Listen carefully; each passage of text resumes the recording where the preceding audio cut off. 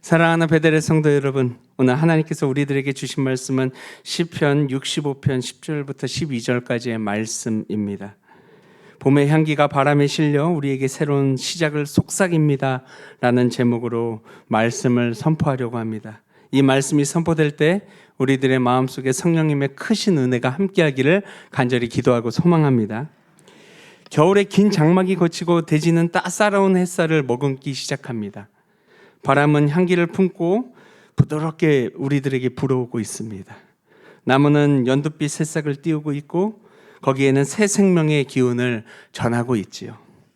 자연이 깨어나는 이 계절 속에서 우리는 하나님께서 창조하신 그 섭리와 질서를 다시금 깨닫게 하고 있습니다. 하나님은 메마른 땅을 적시고 그리고 황량한 들판에 생기를 불어넣으시는 나의 하나님이십니다. 그분께서 봄을 통해서 이제 새로운 시작을 우리들에게 허락하셨어요.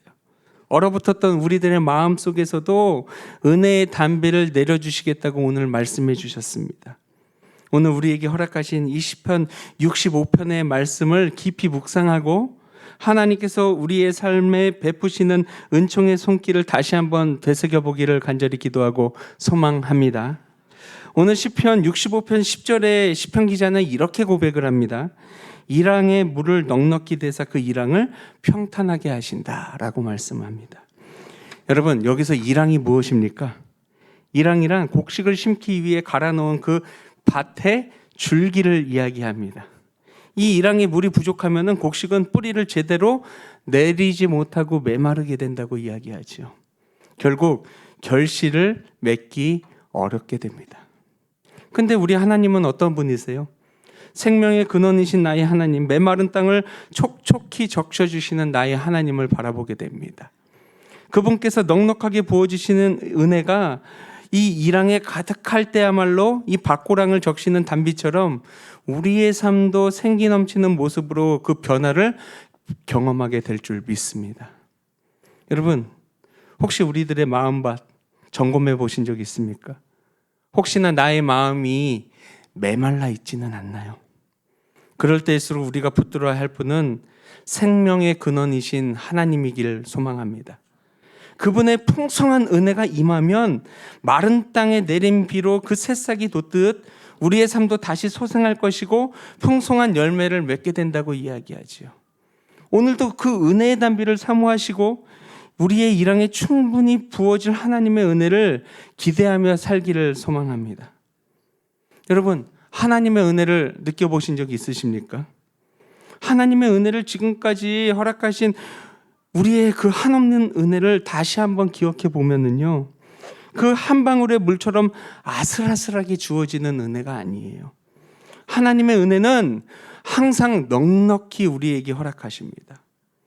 우리의 생각과 정확히는 인간적인 계산과 한계를 초월하는 것, 하나님의 은혜는 넘치는 공급이라고 이야기할 수 있어요. 그래서 빌립보 기자는 이렇게 이야기합니다. 나의 하나님이 그리스도 예수 안에서 영광 가운데 그 풍성한 대로 너의 모든 쓸 것을 채울 것이다 라고 분명히 이야기합니다. 여러분, 우리가 살아가면서 때때로 결핍과 고난을 경험할 때가 있어요. 그러나 하나님께서 친히 우리의 영혼을 촉촉하게 적시시고 우리가 나아갈 길을 평탄하게 하신다는 사실을 우리는 잘 알고 있지 않습니까? 우리 하나님께서 우리의 삶을 다듬고 정리하시고 그분의 선하신 뜻에 따라 걸어갈 수 있도록 우리를 이끌어 주시는 나의 하나님을 바라보게 됩니다. 오늘 말씀에도 이런 말씀이 있잖아요. 평탄하다. 평자가 무슨 평자입니까? 평평할 편자예요. 탄이 평탄할 탄자입니다. 이 표현은 단순히 장애물이 있다면 그 장애물을 툭 하고 제거하는 것이 아니라 올바른 방향으로 정돈하고 이끌어 가시는 하나님의 주권적인 그 섭리를 이야기하고 있는 것입니다. 우리의 삶에는 뜻하지 않은 어려움과 시련이 찾아올 때가 있지 않아요? 하나님은 우리에게 그때마다 필요한 연단을 허락하시고 고난을 통해서 더 단단한 믿음을 형성하십니다.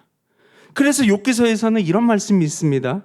그들이 나를 듣고 순종하면 그들이 나를 형통하게 하여 그들의 해를 즐거움 가운데 지내게 하리라.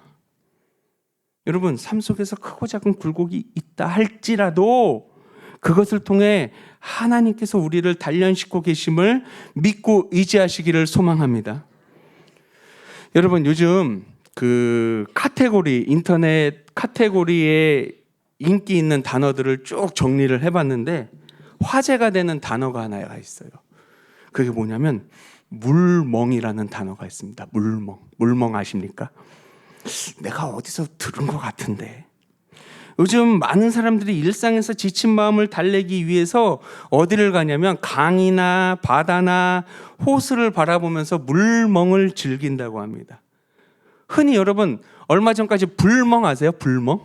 불 보면서 그냥 이렇게 바라보는 거. 불멍의 시대는 끝났고 이제 물멍의 시대가 도래했다고 해요. 물멍. 잔잔한 물을 바라보면서 머리를 비우고 마음을 회복하는 시간을 갖는다. 이것이 물멍입니다. 물멍이 이렇게 인기를 얻는 이유는 어떻게 보면 현대인들의 마음이 그만큼 메말라 있기 때문 아닙니까? 바쁘고 치열하게 살아가는 사람들이 자연스럽게 그 마음의 휴식과 위로를 갈망하고 있기 때문에, 그래서 사람들은 잔잔한 물들을 바라보면서 마음속에 평안을 얻고 또 마치 물이 메마른 땅을 촉촉히 적시는 것처럼 자신의 영혼이 회복되는 듯한 경험을 하게 되는 것이죠. 근데 여러분, 사실 진정한 물멍이 무엇입니까? 오늘 시편 기자가 고백한 대로 하나님께서 이랑의 물을 넉넉히 대사 그 땅을 촉촉하게 하시고 평탄하게 하시는 모습이 바로 우리의 삶에 꼭 필요한 진짜 물멍 아닐까요? 하나님께서 우리 영혼의 생명의 물, 곧 은혜를 풍성하게 공급하실 때야말로 우리는 메마르고 지친 그 영혼의 생명의 물, 곧 은혜를 풍성하게 우리의 쉼과 회복을 경험할 수 있게 만들어 주신다는 것입니다. 세상의 물멍은요, 잠시만의 그 휴식을 줄 뿐이지만 어떻게 보면 근본적인 해결책은 아니지 않습니까? 오직 하나님께서 우리 영혼에 베푸시는 은혜의 물이야말로 진정한 생명을 줄 것이고 메마른 삶을 다시 살아나게 할 줄 믿습니다. 오늘도 우리의 삶 가운데 넘치는 은혜의 담비를 사모하시고 하나님이 채우시는 진정한 쉼과 회복을 경험하기를 소망합니다. 근데 오늘 본문에 보면은 또 이렇게 이야기합니다. 또 담비로 부드럽게 하시고 라고 이야기하죠. 여러분, 담비란 무엇입니까? 담비는 단순히 쏟아지는 폭우가 아니에요. 적절한 시기에 땅을 부드럽게 적셔서 생명을 불어넣는 유익한 비를 이야기하고 있습니다. 하나님께서 때때로 우리의 삶에 강력한 시련도 어느 때는 허락하시는 것 같지만 언제나 꼭 필요한 때에 풍성한 은혜의 담비를 내려주시는 나의 하나님을 바라보게 됩니다. 메마른 땅에 비가 촉촉하게 만드는 것처럼 하나님의 은혜는 우리의 강팍하고 완고한 마음을 부드럽게 변화시키는 능력이 있습니다. 사실 우리의 처음의 마음은 어땠을까요? 우리 아이들을 한번 보세요. 그 아이들의 순수한 마음, 우리들도 처음의 마음은 아이들의 마음처럼 말랑말랑했을 것 같아요. 근데 시간이 지나고 상처가 나고 그리고 우리들의 삶의 어려움과 상처 속에서 우리들의 마음은 조금씩 굳어가고 있지 않았습니까? 근데 하나님의 은혜가 임할 때야말로 우리는 그분 앞에서 겸손해지고 진정한 변화를 경험하게 될 것입니다. 그래서 주님께서 에스겔서에는 이렇게 이야기합니다. 내가 너희에게 새 마음을 줄 것이고 너희 속에 새 영을 두고 너희 육신에서 굳은 마음을 제거하고 부드러운 마음을 너희에게 허락한다 라고 말씀하십니다. 여러분, 지금 내 마음의 상태는 어떻습니까? 혹시 하나님의 음성을 들으면서도 마음을 닫고 거부하며 살아가고 있지는 않습니까? 하나님께서 우리에게 그 영혼을 분명히 부드럽게 하시고 우리 마음에 은혜를 내려주시고 다시금 그분 앞에 순종하며 우리들의 마음을 부드럽게 회복하시기를 소망합니다. 근데 그런 회복의 시간 속에서도 우리의 고난 속에 임하는 은혜를 기억하시기를 소망합니다. 왜냐면요, 우리의 삶이 마냥 좋은 것만은 아니잖아요. 하나님은요, 하나님의 담비는 때로 우리의 그 눈물의 골짜기를 지나가는 고난의 시간에도 임한다는 사실을 기억하시기 바랍니다. 우리가 겪는 그 고난의 시간은요, 결코 무의미하지 않습니다. 고난당한 것은 내게 유익이라 이로 말미암아 내가 주의 율례들을 배우게 되었다라고 말씀하시죠. 눈물을 흘리고 아픔 속에 걸어갈 때에도 우리는 하나님께서 그 과정을 통해서 우리를 더욱 부드럽게 다듬고 계심을 기억해야 할 줄 믿습니다. 고난 가운데 임하시는 하나님의 은혜는 우리를 성숙하게 만들 것이고 그분을 더 깊이 이끌어 주실 것이고, 그리고 우리의 삶에 임한 하나님의 부드러운 손길을 그때마다 기억하시고 그분 앞에 더욱더 온전히 서는 은혜가 있기를 소망합니다.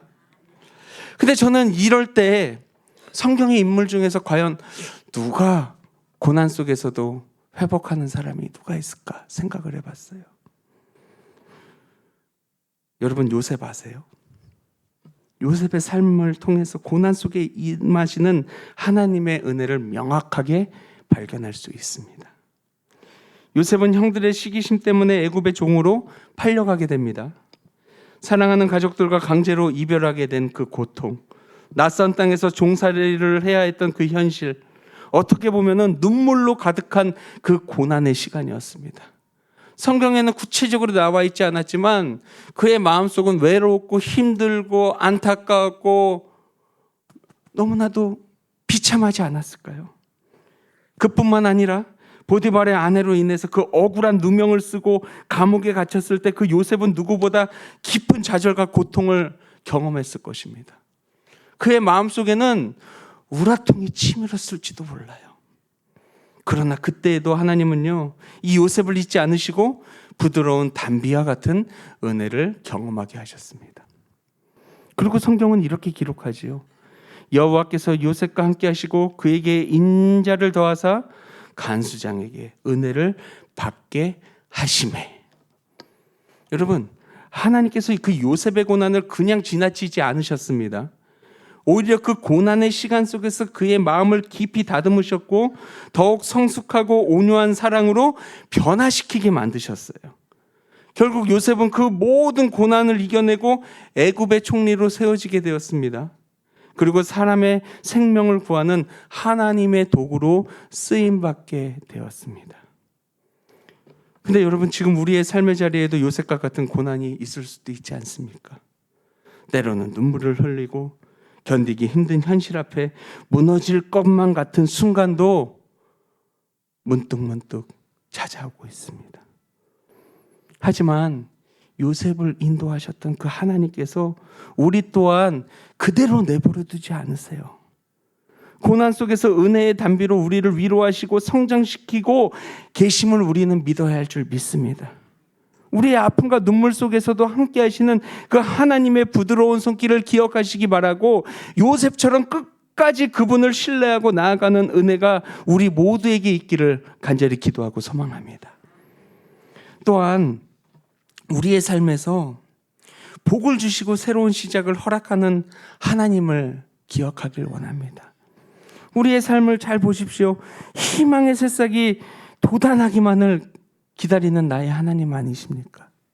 겨울이 지나고 봄이 오면은요, 들판에 푸른 새싹이 나듯이 우리가 낙심하지 않고 믿음으로 계속 걸어갈 때 하나님은 필연적으로 은혜와 복을 우리들에게 베푸실 것입니다. 하나님은요, 영광스러운 한 해의 관을 씌워주시는 나의 분이세요.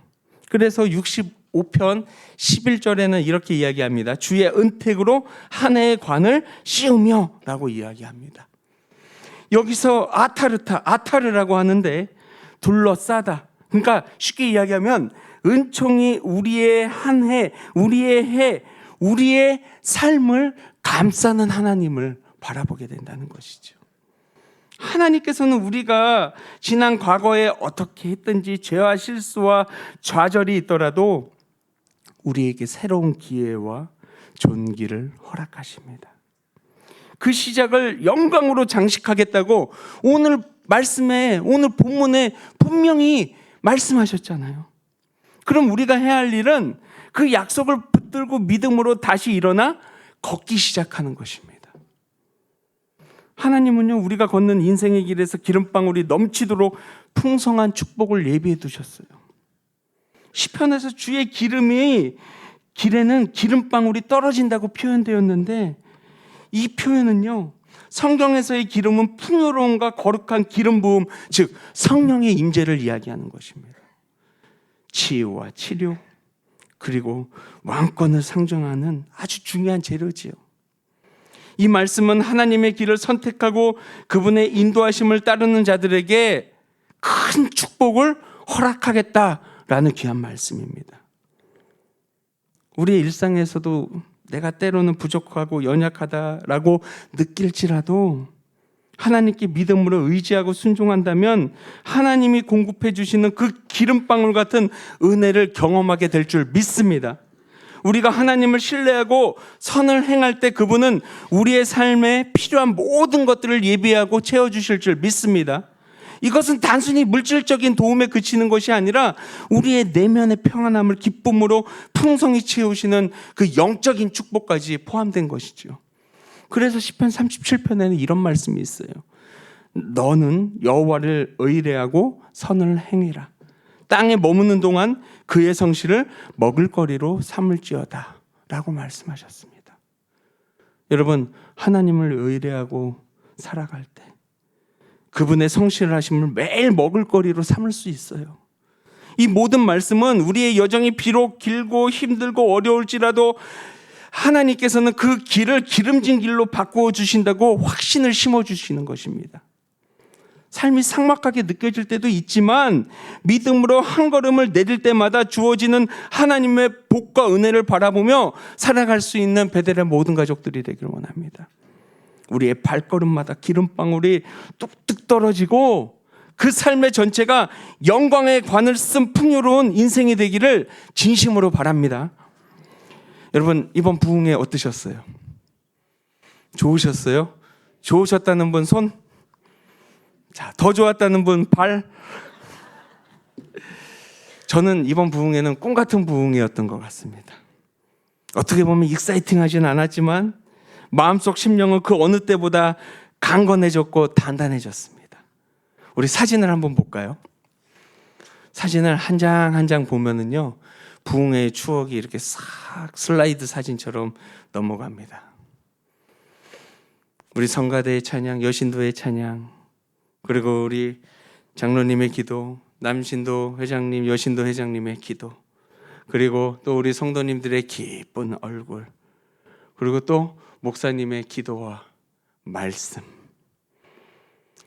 그리고 성도님들이 내려오셔서 함께 사진 찍던 그 모습들.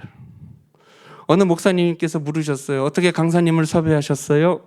그래서 저는 당당하게 이렇게 이야기했습니다. 전화해서 섭외했습니다. 목사님을 모시면서 저는 이런 생각이 들었어요. 우리 목사님께서요, 말씀을 전해주시는 한마디 한마디가 저는 살구 열매 향기 같은 말씀이었던 것 같아요. 부족함이 없었고, 그리고 과하지도 않고 은은하게 우리들의 심령을 적셔주셨던 그 말씀. 저는 올해 우리 교회 슬로건이 은혜로 걸어온 20년, 믿음으로 나아갈 100년, 바른 길을 천천히 걸어가는 목포 베델 교회 아닙니까? 근데 이번 부흥 사경회의 제목이 무엇인지 아십니까? 서로 고향이 되어주는 사람들이에요. 본질을 훼손하지 않고 우리들의 그 믿음으로 함께 나아가자라는 그 말씀, 너무나도 고맙고 감사했습니다. 특별히 마지막 날에 세 가지의 마음이 제 마음을 울렸습니다. 이거는 부흥회 때 포인트를 제가 집어드리는 거예요. 첫 번째, 진정한 전도는 매력적인 그리스도인의 삶을 통해서 이루어지고 믿음의 성도들은 따뜻한 존재로 서로의 고향이 되어줘야 한다. 여러분, 우리들이요, 서로가 서로를 위해 고향 같은 따스한 사랑을 나눌 수 있는 믿음의 존재들이 되기를 소망합니다. 두 번째는 믿음의 사람은 나그네와 연약한 자를 사랑과 환대로 섬기고 작은 사랑의 실천을 통해 세상의 고통을 덜어줄 수 있다고 했어요. 그래서 교회는 그런 역할을 해야 한대요. 저는 우리 목포 베델교회가 그런 교회가 되기를 소망합니다. 그리고 마지막으로는 직설적으로 얘기해 주셨어요. 목포 베델교회가 서로 사랑하며 사람들을 행복하게 만드는 공동체가 되어서 하나님이 기뻐하시는 성장을 이루기를 축복한다고 말씀해 주셨어요. 저는 이 세 번째 메시지가요, 이번 부흥의 말씀의 정수였다고 봅니다. 지금까지 지내온 20년의 시간, 저는 믿습니다. 이제는 서로를 더 사랑하고 사람들을 행복하게 만드는 믿음의 공동체가 될 줄 믿습니다. 나의 아집과 나의 생각만을, 그리고 나의 주장만을 원하는 것이 아니라 모두가 행복할 수 있는 공동체가 되기를 소망합니다. 하나님이 기뻐하시는 성장을 이루기를 원합니다. 우리 목포 베델교회 공동체를 통해서 예수 그리스도의 사랑과 은혜가 풍성히 나타날 줄 믿습니다. 또한 복음의 능력이 우리 교회뿐만이 아니라 이 목포 지역 사회 가운데 확장되기를 소망합니다. 또한 믿음의 성도님들 한 명 한 명이, 한 사람 한 사람이 그리스도를 닮아가며 우리의 삶이 세상의 빛과 소금 같은 존재가 되길 원합니다. 그리고 우리 모두가요, 축복의 통로가 되었으면 좋겠어요. 그래서 하나님의 지혜와 인도하심이 우리 목포 베델교회 모든 사역 위에 충만히 임할 줄 믿습니다. 그리고 그것을 통해서 견고히 세워질 줄 믿고 하나님 나라의 비전을 세워갈 수 있는 우리 모두가 될 줄 믿습니다. 여러분, 오늘 말씀 제목이 뭡니까? 길죠? 봄의 향기가 바람에 실려 우리에게 새로운 시작을 속삭입니다.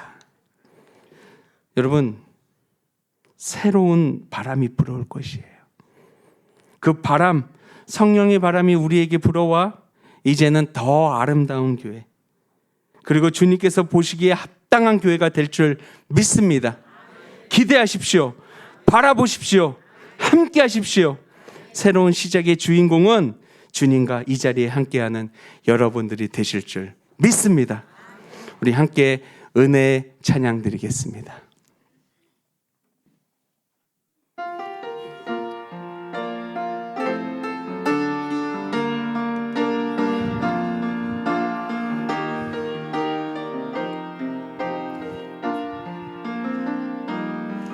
내가 누려왔던 모든 것들이, 내가 지나왔던 모든 시간이, 내가 걸어왔던 모든 순간이 당연한 것 아니라 은혜였어. 아침해가 뜨고 저녁에 노을, 봄의 꽃향기와 가을의 열매, 변하는 계절의 모든 순간이 당연한 것 아니라 은혜였어. 모든 것이 은혜,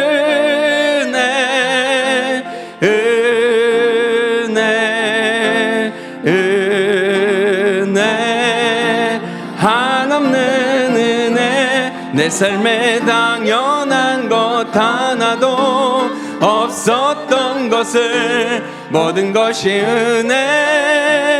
은혜였어. 2절 찬양합니다. 내가 이 땅에 태어나 사는 것,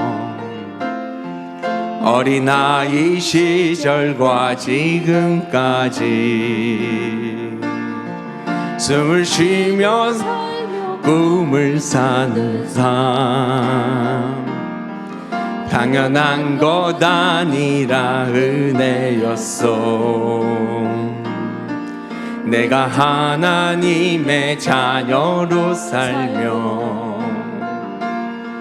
오늘 찬양하고 예배하는 삶, 복음을 전할 수 있는 축복이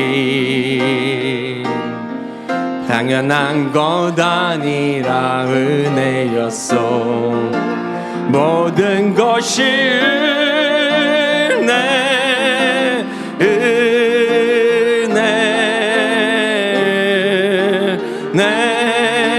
한없는 은혜. 내 삶에 당연한 것 하나도 없었던 것을 모든 것이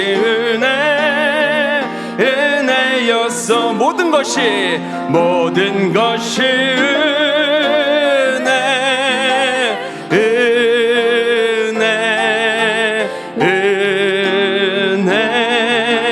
한없는 은혜. 내 삶에 당연한 것 하나도 없었던 것을 모든 것이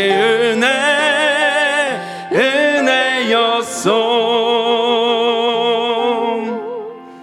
우리 두 손을 모으고 진중히 기도하기를 소망합니다. 우리의 삶에 하나님의 은혜에 마음을 간구하며 살았었는지, 그동안 굳었던 마음의 상처는 무엇이었는지, 은혜의 단비 같은 시간은 언제였는지, 이 시간 마음을 담아 주님의 음성에 귀 기울여 보도록 하겠습니다.